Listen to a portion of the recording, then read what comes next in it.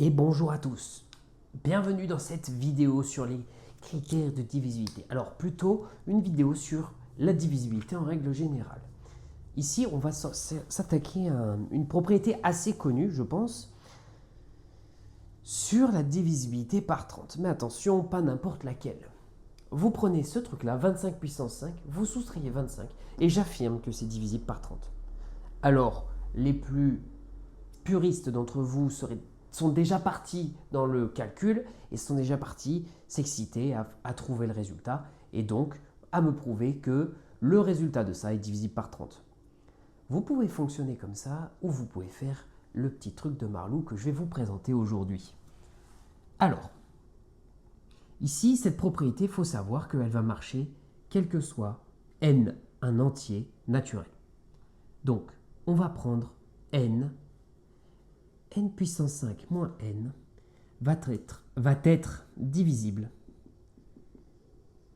par 30. Ça semble assez curieux vu comme ça, mais nous, ce qu'on va faire, c'est on va regarder ça, et étape par étape, on va se dire, ok, qu'est-ce que ça veut dire être divisible par 30? C'est parti. Donc, posons U. U, c'est notre n5 moins n. Alors déjà, n5 moins n, qu'est-ce que c'est? Eh bien, c'est n. On peut factoriser l'expression par n. N facteur de n4 moins 1. n4 moins 1, eh bien, n puissance 4, rappelez-vous, il faut plisser les yeux à nouveau. Et là, ça me fait penser à un petit truc, ça. n4, c'est littéralement n au carré moins 1. Bien sûr que 1, c'est la même chose que 1 au carré.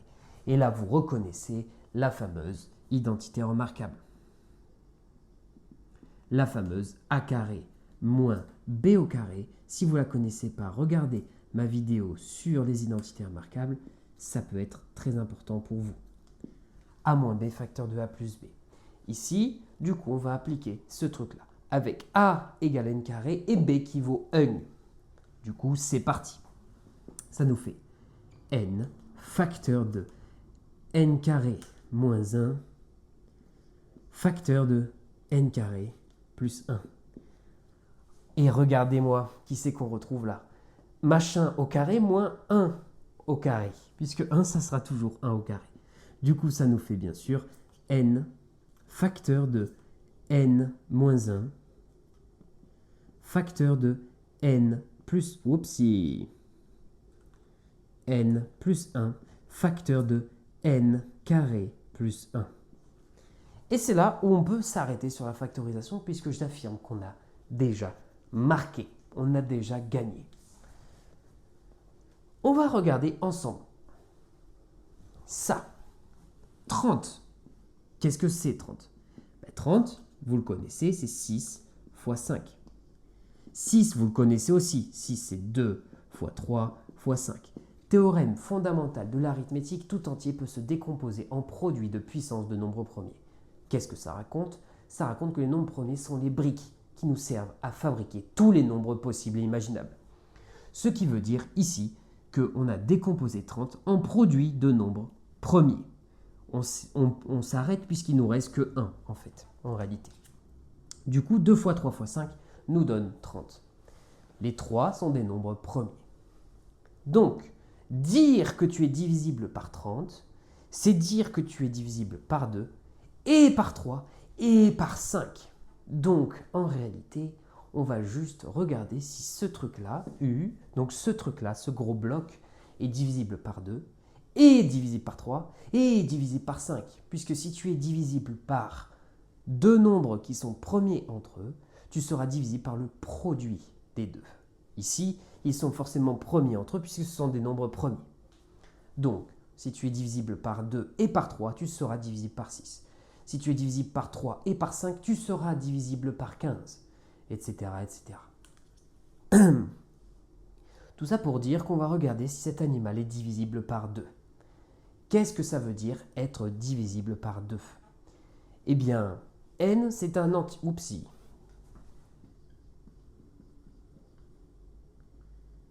Voilà. n, c'est un entier quelconque. Supposons que n ne soit pas divisible par 2. Ça veut dire si n n'est pas divisible par 2. Qu'est-ce que ça veut dire? Eh bien, on va regarder. Ça veut dire qu'il existe un entier k tel que n est tout simplement égal à 2 fois k plus 1. En d'autres termes, ça c'est mathématique, ça peut être un peu barbare, mais ça veut juste dire que si tu n'es pas divisible par 2, tu n'es pas pair. Et si tu n'es pas pair, tu es impair, imperméable. Si tu es impair, ça veut dire que tu es un nombre pair plus 1. Tout nombre impair est un nombre pair plus 1. Nombre pair plus 1. C'est ça que ça veut dire. Donc je vais prendre ce n, je vais l'input là-dedans, ça veut dire injecter. Je vais prendre le n, l'injecter là-dedans. Et on va regarder qu'est-ce qui se passe, qu'est-ce que ça raconte.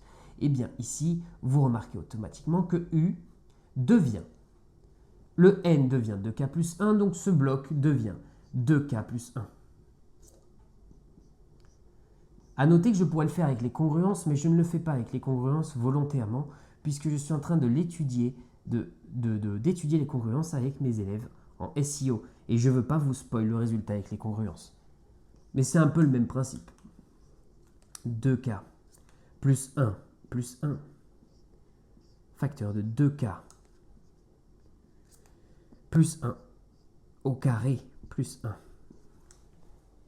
On n'a plus qu'à calculer ça, 2k plus 1, 2k plus 1 moins 1, vous voyez que le plus et le moins 1 se simplifient juste ici, ça disparaît, fois facteur de 2k plus 2, et là, ce truc-là, je ne vais pas le toucher pour l'instant. Qu'est-ce qu'on remarque là? 2k. Mais 2k, on a dit tout à l'heure que si tu étais un nombre pair, si tu étais divisé par 2, tu étais un nombre pair. Et si tu es un nombre pair, ça veut dire que tu peux t'écrire sous la forme de 2 fois quelque chose. Eh bien là, mon U c'est tout ça, mon U c'était ça, c'est devenu ça, c'est devenu ça, ça, ça, ça. Mon U en fait, mon U, il s'écrit sous la forme de k. Même si mon n est impair. Donc, autrement dit, U est divisible par 2.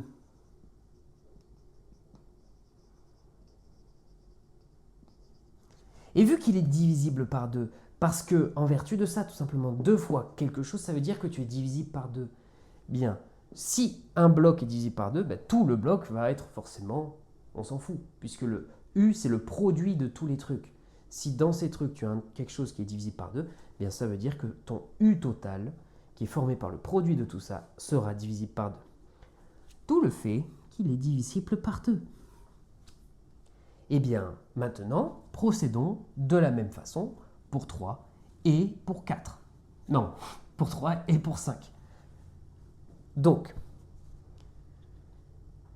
pour 3, ça va être un poil plus long et je ne vais pas faire pour 5, je vais vous proposer de vous continuer sur vous, non. Je vous propose de continuer chez vous et de me marquer votre raisonnement en commentaire. Je regarderai ce que vous avez à me proposer. Vous pouvez le faire avec les congruences en commentaire si vous préférez, par exemple. Donc, ici, on regarde. N n'est pas divisible par 3. Il y a d'autres façons plus rapides de le faire. J'ai décidé de le faire comme ça puisque ça nécessite absolument aucune connaissance, aucune utilisation du petit théorème de Fermat, par exemple, qu'on aurait pu utiliser, ou autre. Là, on utilise juste les règles simples, basiques de calcul. N'est pas divisible par 3. Ça veut dire quoi quand tu n'es pas divisible par 3? Eh bien, on regarde ici les restes possibles. Si tu n'es pas divisible par 3, alors, on va faire comme ça. Hop, hop. Ça veut dire qu'il reste 1, 2 ou 0. Soit tu es divisible par 3, soit je t'ajoute 1 et tu es divisible par 3, soit je t'ajoute 2 et tu es divisible par 3. C'est ça que ça veut dire. Donc, autrement dit, ça veut dire que n, il existe k, appartenant à n, tel que n égale 3k plus 1, puisque un nombre qui est divisible par 3, c'est soit un nombre qui est divisible par 3, soit un nombre qui n'est pas divisible par 3 et auquel j'ajoute 1, il devient divisible par 3, soit un nombre qui n'est pas divisible par 3 auquel j'ajoute 2 et il devient divisible par 3. Et si j'ajoute 3, il sera forcément divisé par 3 puisqu'on est en 3. D'accord? On réfléchit en termes de table de 3. Tac, tac, tac, j'en étais où? Voilà. Et ça, je l'injecte à nouveau dans la formule là-bas. Donc ça nous fait n, donc ça nous fait u égale 3k plus 1. Ensuite, 3k plus 1 moins 1. Et ensuite, 3k plus... Ah, je vais écrire de l'autre côté comme ça. 3k plus 1 plus 1, plus 1 plus 1, qui lui marchera avec le 2 du coup. Et là, ça nous fait 3k plus 1 au carré plus 1. Et là, c'est fini. C'est fini pourquoi? Plus 1 moins 1 et il nous reste le 3k. Et le même argument que tout à l'heure fonctionne. On est bon. Le même argument que tout à l'heure fonctionne, c'est-à-dire que mon 3k ici, mon u s'écrit sous la forme 3 fois quelque chose. Eh bien, ça veut dire que tu es dans la table de 3, donc tu es divisible par 3. Donc u est divisible par 3. Donc, si n est de cette forme-là, c'est divisible par 3. U divisible par 3.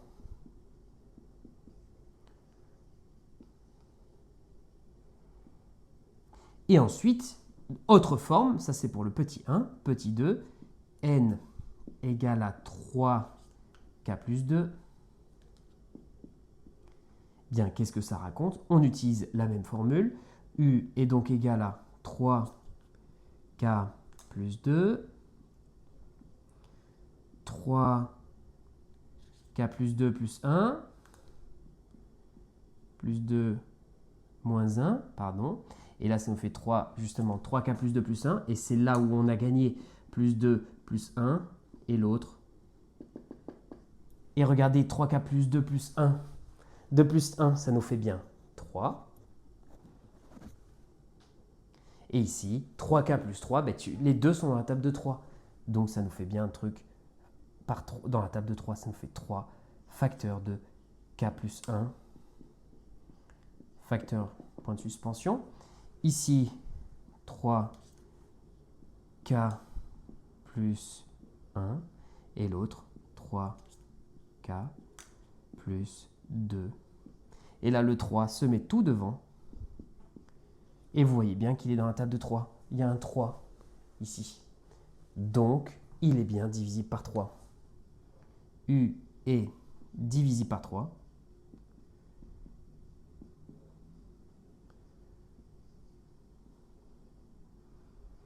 Et on a gagné. Tu es divisible par 3. Si tu n'es pas divisible par 3 et qu'il reste 1, à ce moment-là, tu seras divisé par 3. Si ton n n'est pas divisé par 3 mais qu'il reste 1, ton u sera divisé par 3. Si ton n n'est pas divisé par 3 mais qu'il reste 2, eh bien ton u sera quand même divisible par 3. Et si ton n est divisible par 3, bon, à ce moment-là, vu qu'il est déjà en facteur, bien, il sera divisible par 3.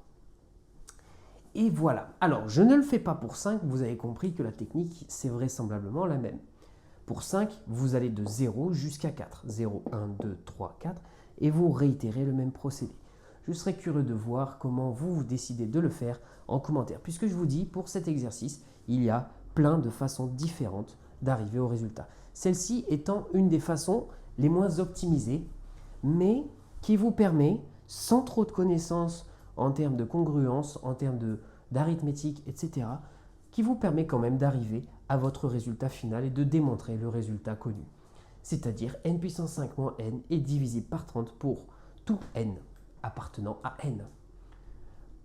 Bien sûr, même, oui, tout n appartenant à n. Et voilà, c'est tout pour cette petite vidéo. J'espère qu'elle vous aura plu. N'hésitez pas à la liker, la partager, la commenter. Vous connaissez la chanson. Et moi, je vous dis, travaillez, révisez, réussissez votre année. Allez, ciao tout le monde.